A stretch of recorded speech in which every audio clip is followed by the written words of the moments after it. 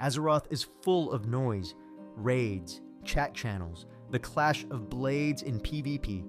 But in the quiet corners, far from the noise, something else remains. In these places across all expansions, you'll find quiet testaments to real lives. Some are small or even hidden, but each one tells the story of someone who was loved and played this game, and then was gone.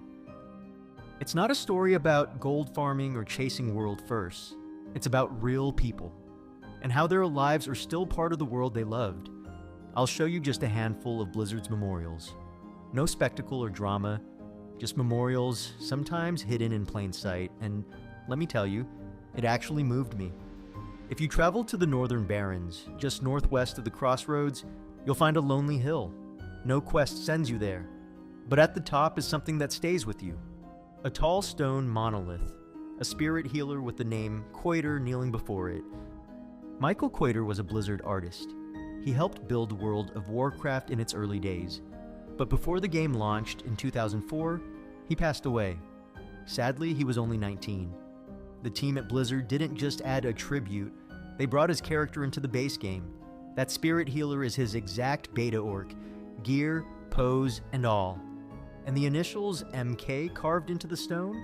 That's not just a name, that's someone's son. A player who never got to see the world he helped create. If you stand there long enough, turn up the ambient sound and you'll hear only wind, but the silence is louder than any boss fight. This next memorial is older and quieter. Added in vanilla in the graveyard near South Shore, there's a headstone that looks like the others, but if you stop and read it, you'll see the words, "In loving memory of Jesse Morales." Jesse was a Blizzard employee who died while WoW was still being made. Before most of us ever logged in, before the first raid, before the first player hit level 60, it's a beautifully decorated grave, flowers at the base, and a message to anyone who finds it. It's one of the first memorials in the game, and it tells you something important. This world was always built with love and loss. In 2014, the world lost someone who made millions laugh, Robin Williams. But he wasn't just a celebrity, he was also a gamer, a fellow WoW player.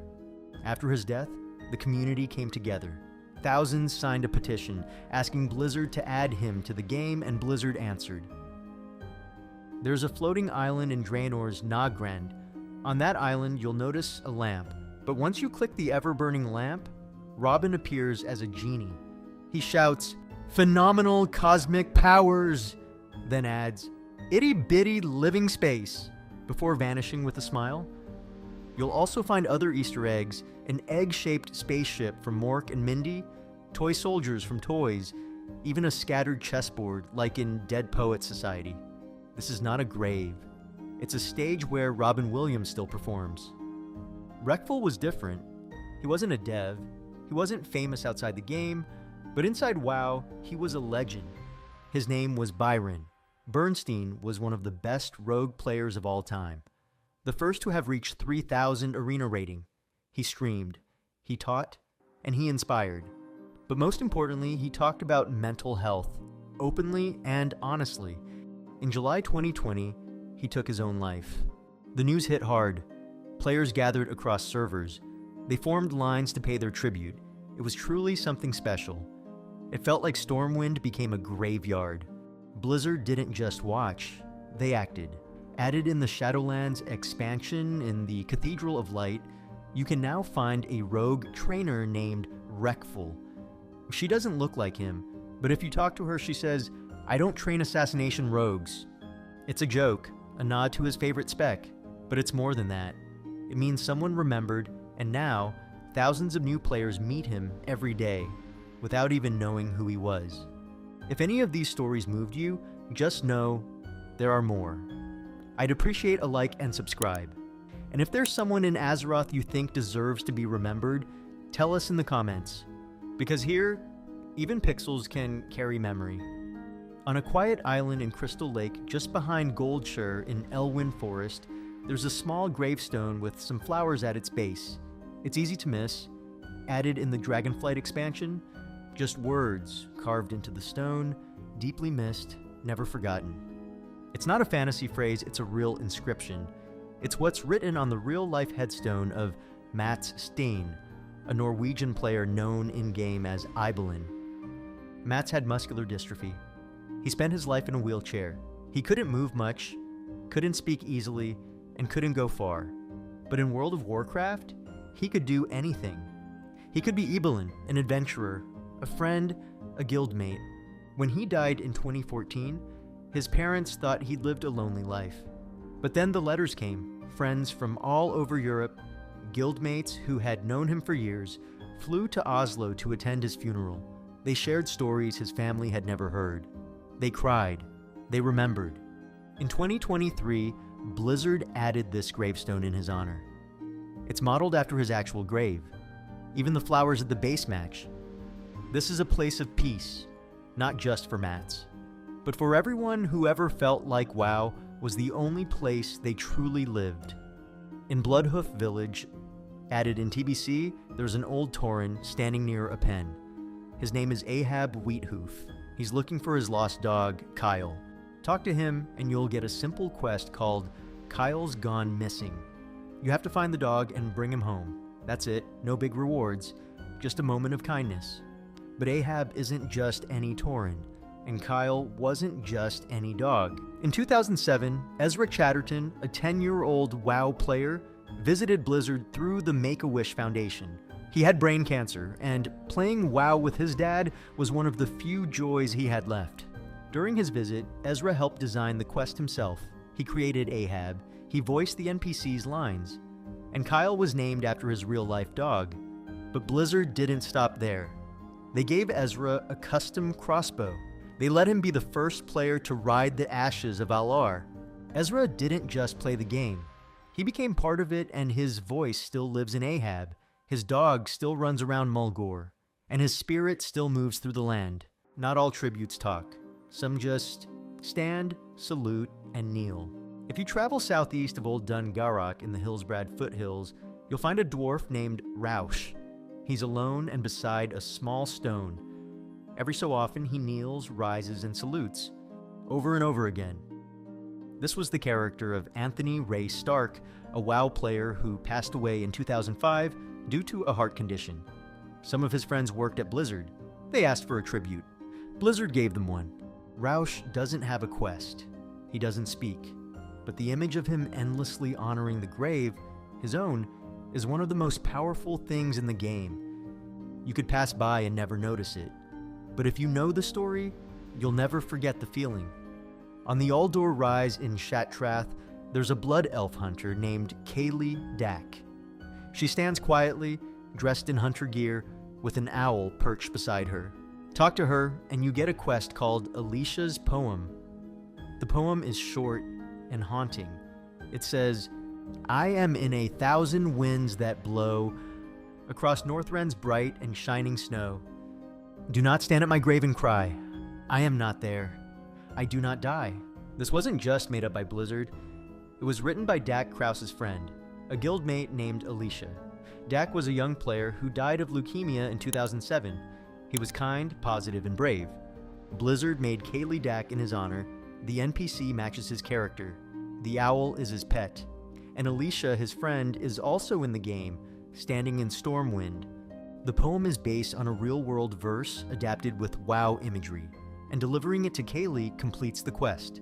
There is no gold or gear, just a moment of quiet. In the snowy cliffs of Icecrown, the scourge is everywhere. Death spreads like fog, but near the center of the zone, you'll meet a paladin named Crusader Bridenbrad. He's dying. The plague has reached him and nothing can stop it.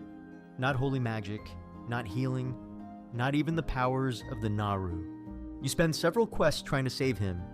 You travel the world, you talk to the wise, you call upon the light, but in the end, you return to find him barely breathing. And then, Adal arrives, a being of pure light, and in one of the most moving moments in Wrath of the Lich King, Adal says, "His body is no more. His suffering is ended. His sacrifice shall not be forgotten." This isn't just a powerful ending. Sadly, it's a real one, and one that impacted me more than I expected. Brad Bridenbecker was a WoW player who died of cancer in 2007. Her brother worked at Blizzard and asked if there was a way to honor him. Blizzard didn't just add an NPC, they wrote him into the story. Now, Bridenbrad's final moments are part of the game's canon, and his soul, lifted by the light, lives on forever. Southeast of Ironforge, in the cold paths of Dun Morrow, there's a dwarf named Floppy Freehand. He's pushing a cart full of supplies up a snowy trail. Every day he walks the same path. From a wagon to a shelter, back and forth. He doesn't stop, he doesn't rest. Nearby, the refugees of the Cataclysm are taking shelter, and other NPCs whisper stories about Buin. He sold everything he had just to feed them. This isn't a dramatic event, it's not tied to a dungeon, but it's real. The character Buin. Freehand was added in memory of a player named Floppy, a dwarven warrior on US Maelstrom, known for his kind heart and his love of PvP. In 2010, he passed away from liver failure. He had turned down a transplant, asking that someone else receive it first. A Blizzard employee, who had once been his guildmate, helped create this tribute. Now, Floppy's spirit is part of the world, not as a hero with a sword, but as a man who gave everything to help others. If you log into the game during the Lunar Festival, you might run into an elder named Ezra Wheathoof. He looks like any other Tauren elder. Calm, wise, still. But the name is special. You've heard of Ezra already, the 10-year-old boy who created Ahab Wheathoof, the one who voiced his own NPC, the one who rode the ashes of Al-Ar before anyone else. Blizzard didn't just keep Ahab, they made Ezra a permanent part of the festival, where all the elders return to offer stories and blessings. In a game where things are often temporary, events, buffs, even expansions, Ezra's presence comes back every year. Not as a sad reminder, but as a quiet celebration. In Feralis, on the coast where Feathermoon Stronghold watches over the sea, there's a night elf named Gerard Shadowsong. Most players pass him by without a second thought, but if you stop and listen, he sometimes says something different. For Feathermoon, it sounds like a rallying cry, but it's actually a tribute. The line was added to honor David Mills, a longtime WoW player known by his character name, Feathermoon. He was a pillar of the role-playing community on the Feathermoon server, kind, creative, and deeply loved. After he passed away, Blizzard quietly included this voice line in Legion. For most players, it's just background noise, but for those who knew David or who role-played alongside him, it means everything. It's a reminder that even in a fantasy world full of battles and magic, the smallest words can carry the biggest weight. Honestly, writing the script touched me unexpectedly.